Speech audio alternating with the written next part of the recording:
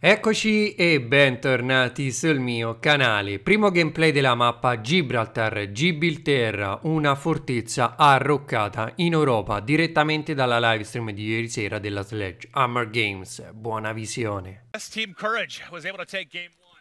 We're about to hop into game two.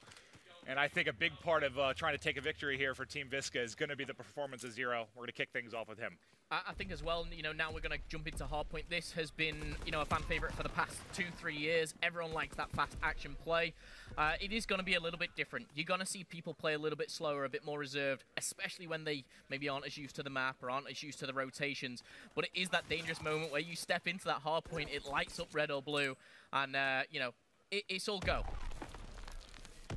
Yeah, and as we start the map, it's the center hardpoint is the first one, and a little bit different in previous games. Something I've found, maybe I'm completely wrong, but something I've seen from when people play is that the center hardpoints actually are scoreable. In the past, especially the past couple of years, when you see center hardpoints, it's all about kind of like scrapping time a little bit here and there or contesting. But the hardpoints, the way to position in our game, every hardpoint is a scoreable hardpoint. So I think it's important for teams to understand that getting to a quick start is possible now. Getting up to that 55-0 lead to start a game is very feasible. Well, it looks like it almost is happening right now. It's off the first hardpoints, a 38-0 lead for Team Courage. 3 streak for Dave, 3 in a row for Tommy as well. Let's go over to Tommy, actually, as he's now picked up 4 and got to be working towards these streaks. And I think this is what Ray was saying. Height is so important, and the fact that, you have to, climb those stairs or, climb those ladders or whatever it may be, getting that advantage over the opposing team is so important. But I just want to take a second just to kind of take in the visual effect of this map. Just the visuals itself is a beautiful map. I'm one of those players that likes to, enjoy the graphics, enjoy kind of what's around me. I'm a big fan of this. I'm a big fan here of Gibraltar. It's absolutely gorgeous, but what's a little bit prettier, maybe Tommy's gameplay right now. 7 streak. I just heard Courage yell, is it 50-0? The answer is a swift yes, and it continues to grow. Someone needs to let Visca and his boys know the game has started. Yeah, as you look at the minimap, kind of what we reinforced at the start about anchoring, like if you look at the blue arrows, they're spawning all the way across. In fact, they already started giving up on this hard point about 15 seconds before it switched. But here we have a streak. We have an artillery barrage, probably called by Tommy, that's controlling the next hard point, making sure that it gives his team time to rotate around. As you see, they're trying to flank, get control of those spawns. It's super important for Team Visca Barca here to stop them, because if they don't, it's going to get to a landslide real fast. Well, let's look at his point of view. We'll swap. He's going to be challenging Dave. He's pushed from both sides, dropped, and that should be an early break here for Team Courage yet again. Only 1 point on the board. I was really thoroughly looking forward to Courage losing and embarrassing himself live on stream, but somehow his motley crew is doing that to Team Visca as the score continues to grow. Yeah, is this going to be a 250-1 game?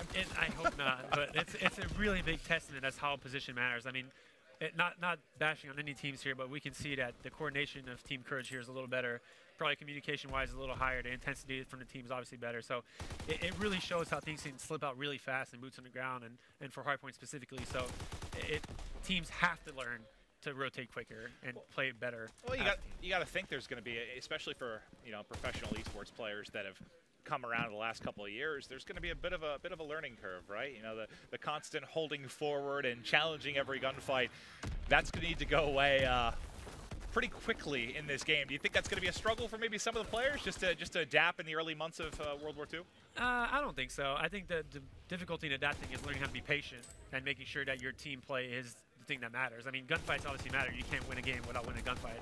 I can attest to that single-handedly, that I was able to sustain myself with smarts, but obviously my gun skill wasn't the best of my playing career. But really, teams, kind of what Momo said earlier, how teams are going to be learning and the meta is going to be changing as the game goes on.